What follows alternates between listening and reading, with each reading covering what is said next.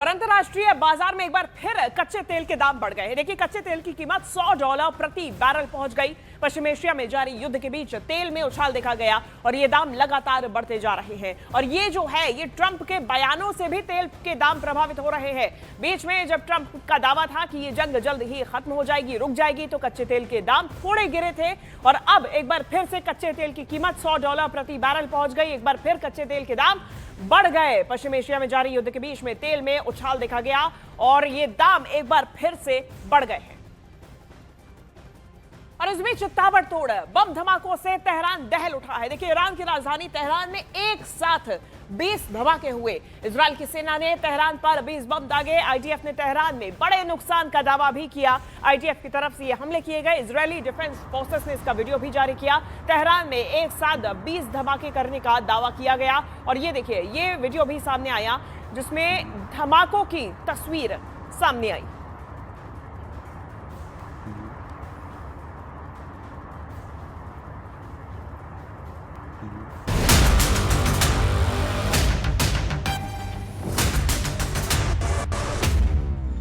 Iran पर हुई अग्नि वर्षा का बदला अब जूनियर खामने इजराइल और अमेरिका के ठिकानों पर आग बरसा कर लेना चाहते हैं। तबाही की उस तस्वीर से दुनिया को वाकिफ कराना चाहते हैं जिसका किसी ने सोचा भी ना हो। ये किसी और के नहीं बल्कि ईरान की सत्ता में बैठे उनके अधिकारियों के दावे हैं और इन दावों को हकीकत में बदलने के लिए ईरान ने तैयारी शुरू कर दी है। करीब 14 दिनों से जारी ईरान और अमेरिका की जंग में पहले ही दिन सुप्रीम लीडर खामने की मौत हो गई।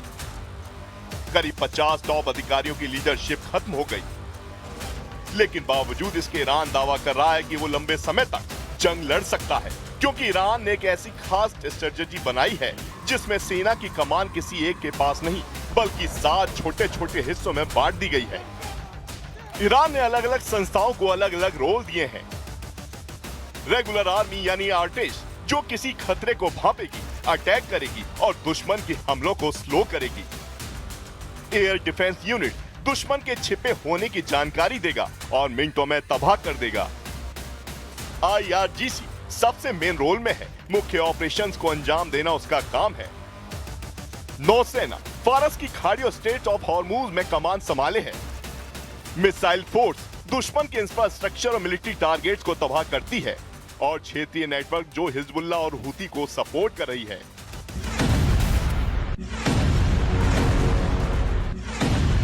ईरानी विदेश मंत्री के मुताबिक ईरान ने करीब 20 साल तक अमेरिका की जंगों का अध्ययन किया, इससे सीख ली और फिर एक ऐसा सुरक्षा ढांचा बनाया जिससे भेदनाव इजराइल के लिए लोहे के चबे चबाने जैसा है। इजराइल अमेरिका के खिलाफ ईरान दोगुनी ताकत से भिड़ रहा है। सेना को 7 हिस्सों में बांटकर हर ग्रुप को नई जिम्मेदारी सौंपी है। मुस्तफा खामनेई पर हुए अटैक के बाद IRGC अलर्ट है और अब मुस्तफा के लिए बेरहम फोर्स तैनात हो चुकी है। ईरान की नोपो साल 1991 में बनी थी। नोपो का पहले काम सुप्रीम लीडर की सुरक्षा करना नहीं था, लेकिन खामनेई की मौत के बाद हालात पूरी तरह बदल गए हैं। अब यह घातक फोर्स मुस्तफा की सुरक्षा में दिन रात मुस्तैद है। इसे ईरान की black flag counter terrorism special force भी कहा जाता है।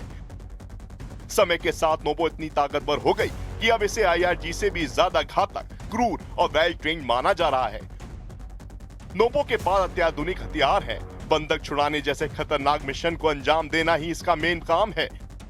लेकिन पहले नोपो अपहरण आतंकवादी घटनाओं से निपटती थी। नोपो की 4 ब्रिगेड तेहरान, एक मशहद और एक इस्फहान में तैनात है। इतना ही नहीं, नोपो के जवान मनोवैज्ञानिक रूप से बहुत मजबूत माने जाते हैं। नोपो के कमांडो खूंखार हैं, वो तबाही मचाना भी जानते हैं और हालात को कंट्रोल करना भी। ईरान के कई ऐसे ऑपरेशन थे जिसमें नोपो ने अहम जिम्मेदारी निभाई और अब यह फोर्स बाज वाली निगाहों के साथ मुस्तफा खामनेई के इर्द गिर्द घूम रही है।